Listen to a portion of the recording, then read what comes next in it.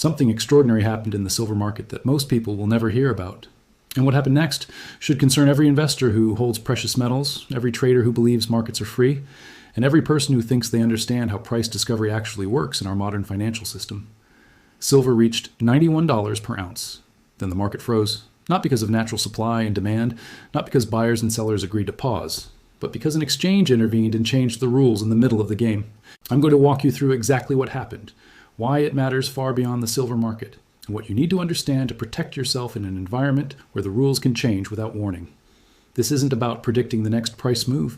This is about understanding the architecture of the system you're investing in. By the end of this discussion, you'll understand the mechanics of exchange interventions, the historical precedent for what we're witnessing, and the strategic framework you need, whether you currently hold silver or you're considering entering this market. This is important, and it requires your full attention. Let me establish the facts first, because in moments of market stress, rumors spread faster than truth. The Chicago Mercantile Exchange, known as the CME, is the primary marketplace where silver futures contracts trade. These contracts represent agreements to buy or sell silver at a future date. The CME doesn't just facilitate trading. It sets the rules, monitors positions, and has the authority to intervene when it deems necessary. When silver approached and briefly touched $91, the exchange implemented what's called a trading halt. Then came margin requirement increases. Then came position limit adjustments. What does this mean in plain language? A trading halt stops all trading activity. Price discovery ceases. Buyers cannot buy. Sellers cannot sell. The market simply freezes. Margin requirements determine how much cash traders must deposit to hold their positions. When the exchange raises these requirements dramatically, traders who cannot meet the new demands are forced to close their positions regardless of their market view. Position limits restrict how many contracts any single entity can hold. When these limits are suddenly reduced, large holders must liquidate portions of their positions even if they believe the market is moving in their favor. Now, the CME has stated these actions were taken to ensure market stability and protect the integrity of the clearing system. This is the official explanation. Whether you accept it at face value or view it with skepticism depends on your understanding of how exchanges balance multiple competing interests. What cannot be disputed is this: the rules changed precisely when the market was experiencing its most dramatic move, and those rule changes had the immediate effect of capping the rally and forcing liquidation. This is not the first time exchange intervention has altered the trajectory of a precious metals rally. And understanding the precedent is essential to understanding what you're participating in when you invest in these markets. In January 1980, silver reached $50 per ounce. The Hunt brothers, who had accumulated massive silver positions, saw their holdings surge in value. Then the exchange intervened. Margin requirements were raised. Position limits were imposed. The market collapsed, and the Hunt brothers were financially destroyed. The official explanation then, as now, centered on market stability. The unofficial reality is that when price moves threaten the solvency of large short position holders, exchanges face enormous pressure to intervene. Who holds short positions in silver? Commercial banks, mining companies, industrial users? These are not anonymous market participants. They have relationships with the exchanges. They have political influence. They have the resources to make their concerns heard when their positions move against them. Does this mean the market is rigged? That's the wrong question. The right question is, do you understand the rules of the game you're playing, including the rule that says the rules can change? More recently, we've seen similar dynamics in other markets. The nickel market in 2022 experienced a massive short squeeze. The London Metal Exchange responded by canceling billions of dollars worth of trades and shutting down the market. Traders who had winning positions saw those positions erased by administrative decision. In the GameStop situation of 2021, retail brokers restricted buying while allowing selling. The official explanation involved clearinghouse requirements. The practical effect was to halt a rally that was causing severe losses for large institutional short sellers. The pattern repeats because the underlying structure remains constant.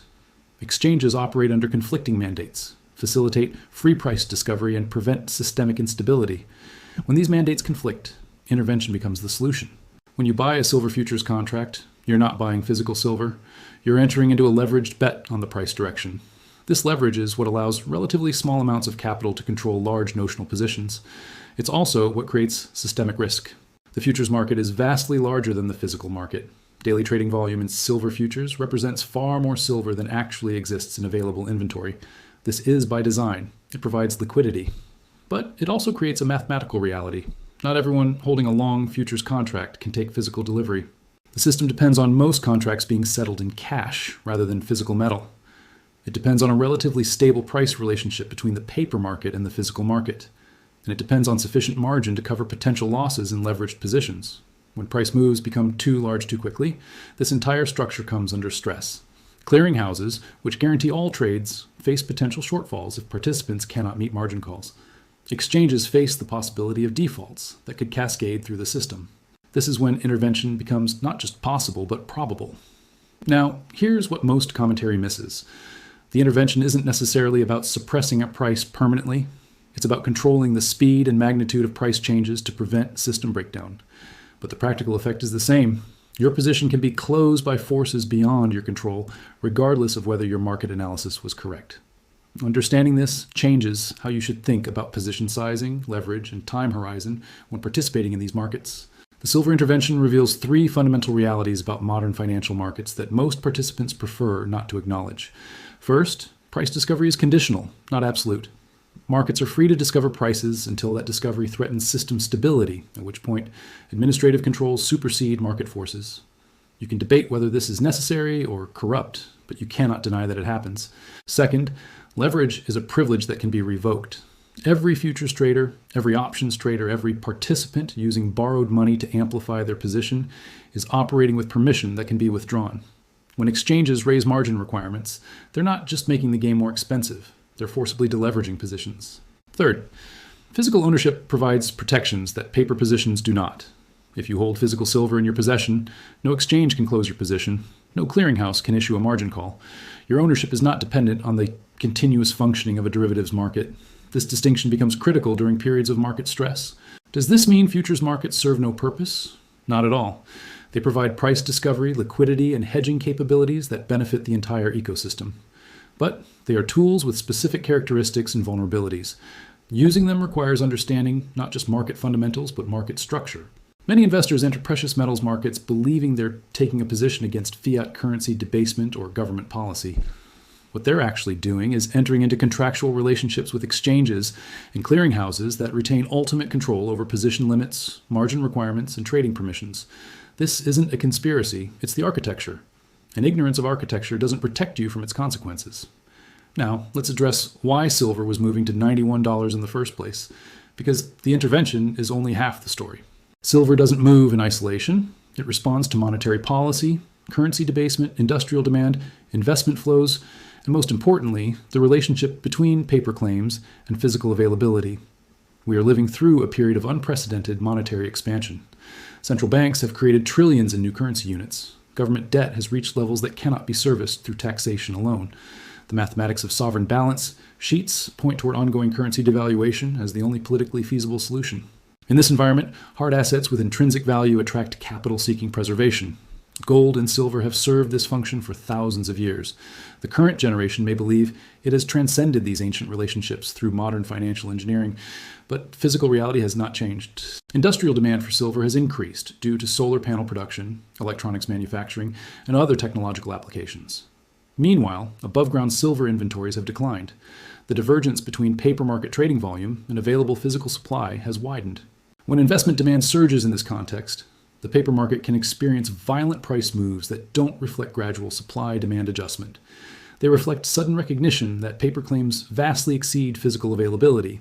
This is what exchange interventions seek to prevent from reaching its logical conclusion.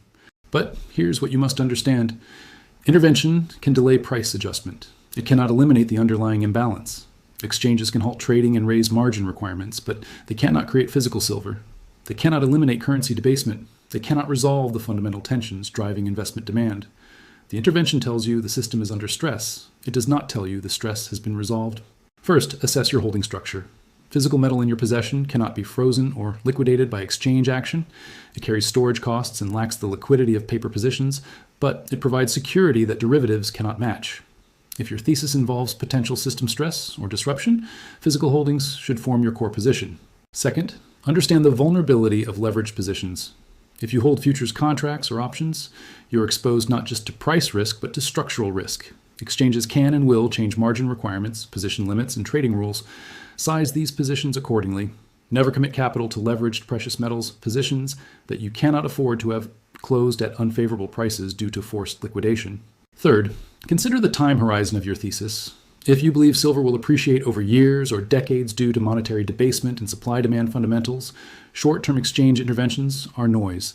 They create volatility and opportunity, but don't invalidate the underlying thesis. However, if you're trading short-term momentum, exchange intervention is an existential risk to your positions. Fourth, avoid emotional reactions to intervention. The natural response is outrage or the belief that intervention proves manipulation and therefore validates your thesis. This may be true, but it's not actionable. What's actionable is understanding that the rules can change and positioning accordingly. Fifth, take profits strategically. When metals experience sharp rallies, consider reducing leverage positions and rotating into physical holdings. Sharp moves attract intervention risk. Gradual moves tend to avoid regulatory attention. Your strategy should account for the reality that you're operating in a market where the architecture includes circuit breakers and administrative controls. This doesn't make the market uninvestable. It makes it a market that requires specific risk management approaches. First, understand what you're actually buying into. You're not just taking a position on silver price. You're taking a position on a market structure that includes exchange intervention as a feature, not a bug. If this reality is unacceptable to you, don't invest in these markets. Second, start with physical holdings if your thesis is long-term and based on monetary fundamentals. Physical silver bullion or coins provide direct ownership without counterparty risk. Yes, you'll pay premiums over spot price. Yes, storage presents challenges. But you're buying actual metal, not a contractual claim that can be altered by administrative decision. Third, if you choose paper positions for liquidity or convenience, use only non-leveraged vehicles that cannot be forcibly liquidated.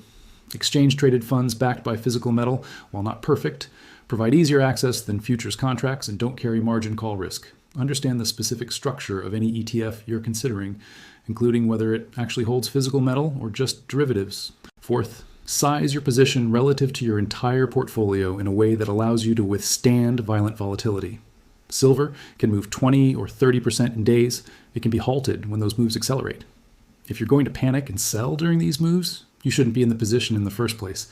Fifth, do not chase rallies. The intervention occurred after silver had already made a dramatic move.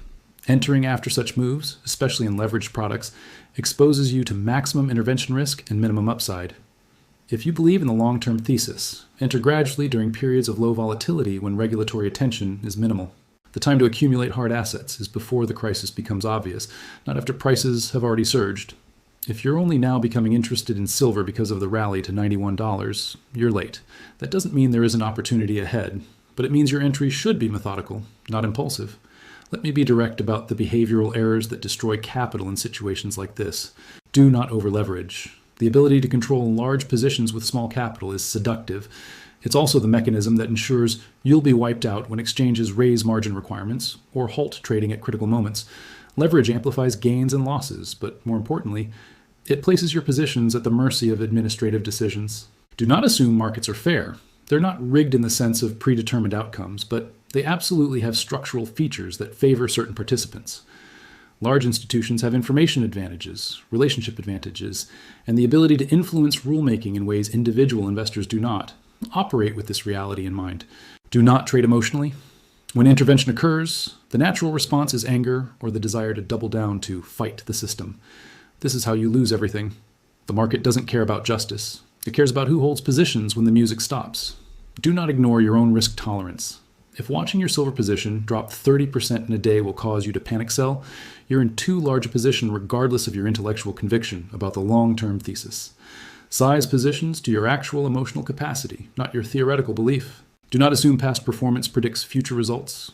Silver has had dramatic rallies before, some resolved with higher sustained prices, others collapsed. The fact that intervention occurred doesn't guarantee the rally will resume, nor does it guarantee permanent suppression. It guarantees volatility and uncertainty. Do not neglect other aspects of financial preparation. Silver is one tool for preserving wealth in currency debasement scenarios. It is not a complete financial strategy. Diversification, debt management, skill development, and community relationships all matter more than your metal allocation. Do not spread your capital across dozens of speculative positions thinking you're diversifying. You're just ensuring you'll be wrong in multiple ways simultaneously. Concentration in well-understood positions is superior to diversification into poorly understood ones. These mistakes are common because they're emotionally satisfying in the moment. Discipline requires doing what's strategically sound even when it's emotionally unsatisfying. The intervention in the silver market is a data point in a larger pattern that serious investors must recognize. We are transitioning from a period where market mechanisms were largely allowed to function freely to a period where administrative intervention becomes standard during periods of stress. This is true in equity markets, bond markets, currency markets, and commodity markets. The justification is always systemic stability. The effect is always to protect existing institutional arrangements at the expense of pure price discovery. Whether you view this as necessary crisis management or corrupt favoritism depends on your perspective, but the trend is undeniable. For investors, this creates a world where fundamental analysis and technical analysis must be supplemented with structural analysis. You must understand not just supply and demand, not just chart patterns, but the architecture of the markets you're trading and the intervention mechanisms that can be deployed. This is not a reason to avoid investing. It's a reason to invest with sophistication that accounts for political and structural realities, not just economic fundamentals. The investors who thrive in this environment will be those who understand that markets are not just economic mechanisms, but political and social constructs that reflect power relationships, institutional interests, and system preservation instincts. Your edge comes not from predicting the next intervention, but from positioning in ways that allow you to survive interventions and benefit from the underlying forces that make interventions necessary in the first place. Silver reached $91, and then the market froze.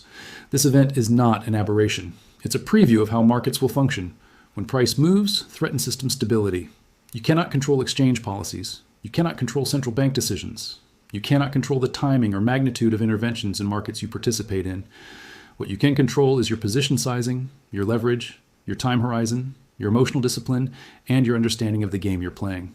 The investors who build lasting wealth are not those who predict every move correctly. They're those who structure their affairs to survive being wrong, to withstand manipulation, and to maintain positions long enough for their fundamental thesis to play out, despite short-term chaos. Silver's rally and subsequent intervention tells you that the system is under stress, that the gap between paper claims and physical reality is widening, and that authorities will intervene rather than allow that gap to resolve through pure market forces. How you respond to this information will determine whether you're positioned for the volatility ahead or destroyed by it. Stay disciplined, stay informed, and remember that in uncertain times, the goal is not to get rich quickly. The goal is to preserve your capital, maintain your optionality, and position yourself to benefit from long-term trends while surviving short-term chaos. That's what separates investors from gamblers. And in the environment we're entering, that distinction will matter more than ever.